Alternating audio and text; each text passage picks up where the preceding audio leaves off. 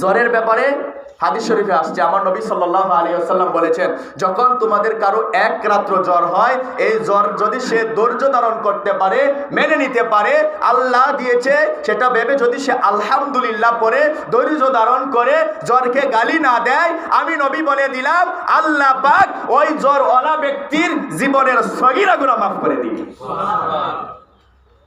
এই জন্য অন্য হাদিসে এসেছে তোমরা জ্বরকে গালি দিও না।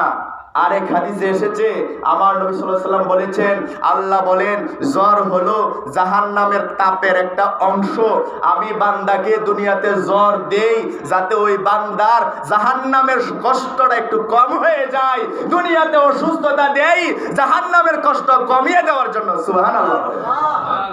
এই জন্যই সাহাবাগণ আল্লাহর দরবারে প্রতি রাত্র দোয়া করতেন, হে আল্লাহ, এমনটাই যদি হয় আখেরাতের কষ্ট যদি দুনিয়াতে কিছু দিয়ে আখেরাতেরটা কমানো হয়, তাহলে তুমি আমাকে প্রতি রাত্রই অসুস্থ বানিয়ে রাখিও, আমাকে দিনে আবার সুস্থ করে দিও।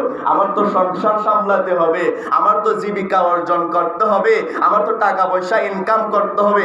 আগের দিনকার বুজুর্গরা সাহাবায়গণ কেরামেরা তারা অসুস্থতা আল্লাহর দরবারে চেয়ে নিতেন যে দুনিয়াতে আল্লাহ অসুস্থতা দেখ, অভাব দেখ, বিপদ দেখ, পেরেশানি দেখ, হয়রানি দেখ, যত রকমের রোগ বালা মুসিবত আছে দুনিয়াতে দেখ, কিন্তু আখেরাতে আল্লাহ আমাকে বিপদ থেকে উদ্ধার করে দেখ। সুবহানাল্লাহ।